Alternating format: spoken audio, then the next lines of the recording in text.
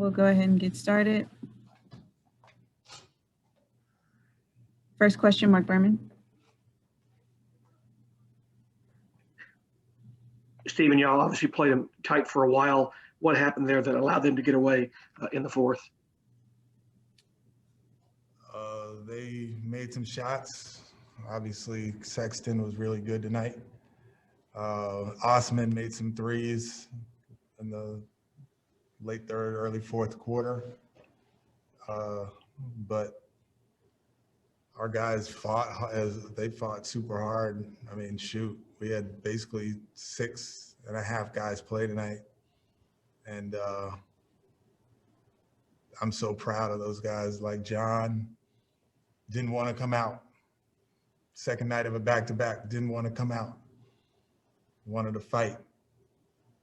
Victor, I asked him in the fourth quarter, did he want to come out? He's like, no, I don't want to come out. So that shows you the character, the fight. PJ played 38. All these guys haven't been playing minutes like this all season. So maybe they were a little bit tired towards the end of the game. But I'll take tired and playing with purpose and playing hard and just like trying to will the group to win any night. Do you have an update on Danuel House? I don't have an update on him. Jonathan Fagan. Was David Nwaba not available, or what led to him not playing tonight? Yeah, so Dave, I don't know if you remember the dunk that he had a couple nights ago, or last night actually. He hurt his wrist.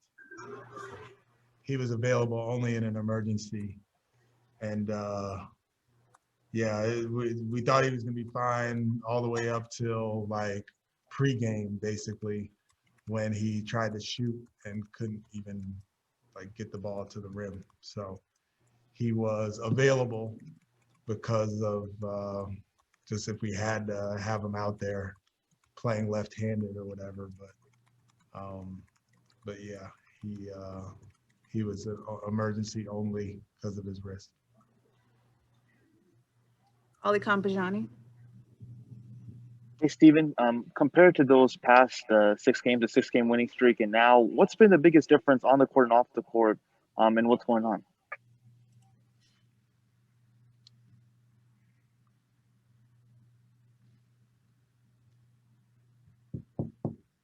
Our roster.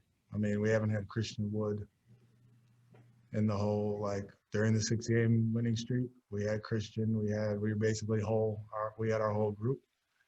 Throughout this losing streak, we've had, a mixed bag of some guys in, some guys out, a lot of injuries, a lot of, the back-to-back situations, a lot of, like tonight, where Danuel House goes down, Eric Gordon isn't available. Like, there's a big difference. There's a big difference between the group that's playing on the floor now compared to the group that was playing when we were rolling. So we're trying to mix and match and piece it all together. And the rotation is different every night because, like, shoot, who's gonna play? So, yeah, that's the difference. Thank you. Adam Spollen. The fight that you talked about, and I think the pride that you said that you had in what your team was able to do tonight, does that give you a little more excitement, I guess, going into Wednesday's game? I always believed in this group and their fight. So, yes, I guess, but the character of the guys isn't an issue, or their fight and whatnot. It was just extra special tonight, that what John in particular did, like, he's not scheduled to even play tonight on a back-to-back, coming off of 2 years of not playing. And we're on a big losing streak, and he says, I don't care what anybody says, I'm playing tonight. And then he plays the whole first quarter, and I go to him, and he's like, leave me in. So I left him in for a couple minutes and then took him out and then put him right back in. And same thing in the second half, like played him the whole third quarter, and he wanted to stay in. And I should have left him in. But I took him out for a couple minutes and then put him right back in. So Vic, same thing. So to I don't know, say that this is like a newfound thing or whatever, I believe in this group's competitiveness and their fight, and especially coming off of the loss that we had last night. I'm just in a loss. I'm disappointed in the loss, obviously, and I'm disappointed that the streak has continued. But I'm proud of these men who gave it everything that they had and just didn't have enough tonight. Brian Bearfield. Coach, speaking about that, you spoke earlier about just, the roster deficiency. Was there some point in the game that you noticed that, you just wasn't big enough? You didn't just have enough big enough players down in the paint due to, with McGee and the way Allen was crashing the boards? Yeah, Justin Patton played well and he tried, but if you look, like we had Tuck, we had Justin, and we had Tate, and that was it for bigs. Or Tate is 6'4" and Tuck is 6'5" or whatever. So yeah, that we struggle obviously when we're playing against guys like that. But Jared Allen last time really hurt us, and tonight he had 10 points, 15 rebounds, but 13 of them were defensive, not offensive. Only 2 of them were offensive. JaVale McGee had 10 points off the bench, but 1 offensive rebound. So for us to have Tuck and JT out there battling, fighting, and then Justin Patton, who is on a 2-way and came up and been here for a week. Those guys fought hard. So to answer your question, yeah, it's harder when these guys are really big and we're super small, but the way we fight, we feel like we can get through it. We'll take 2 more. Jonathan Fagan. You guys did so many of the things you have been listing that weren't done in previous games were done tonight. But do you have to be practically perfect down the stretch of a close game if you can't hit perimeter shots, if those are just not going to go for you?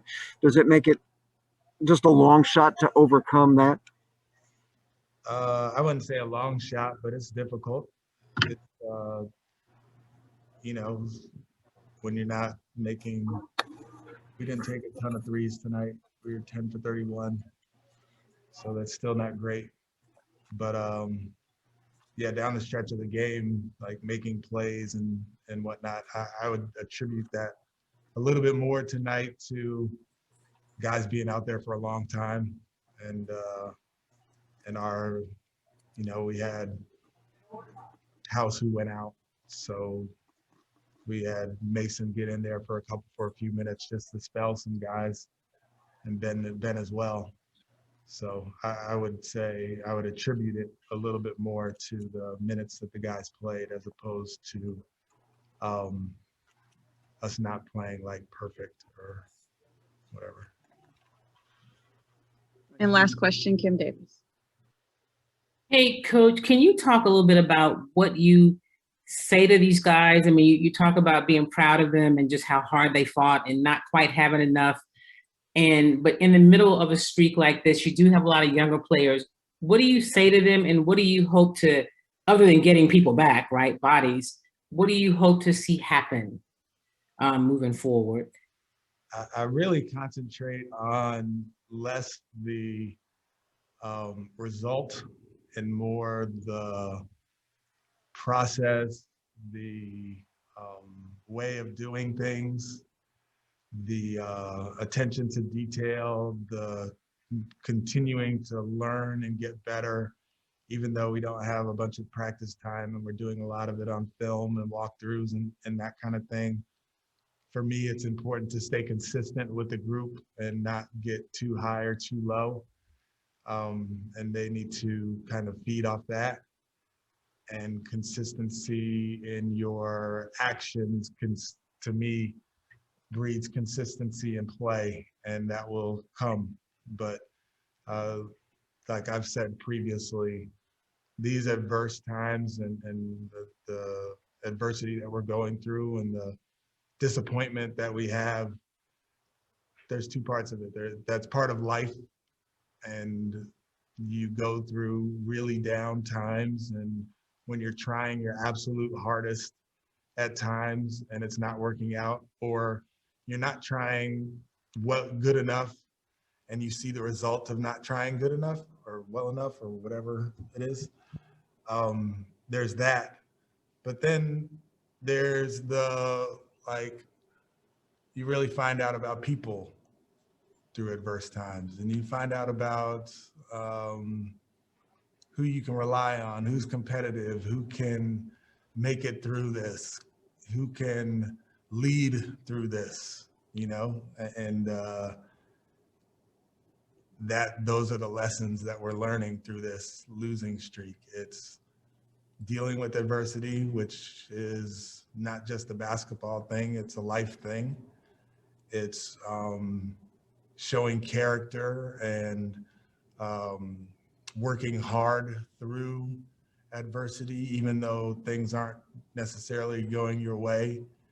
It's going 4 for 45 from 3-point one night and coming out the next night and not being afraid to take the shot. It's all of those things. So yeah, there's a lot of lessons learned. And I get this business. I've been in this business for a long time, like not just the 20 years that I've coached. I've been in this business since I was born. So I get like the result part of it. And I've lived the result part of it, the good and the bad. So I understand that, but what has made me who I am has nothing to do with the result. It has to do with the process and fighting through and learning and growing and teaching and being a shoulder to cry on and all of those things. So yeah, we're on a losing streak and that's the result. But there's, as you kind of allude to in the question, there's a lot to be taught and a lot to be learned through it. And if you concentrate only on the result, all of those lessons are lost. Thank you, Coach.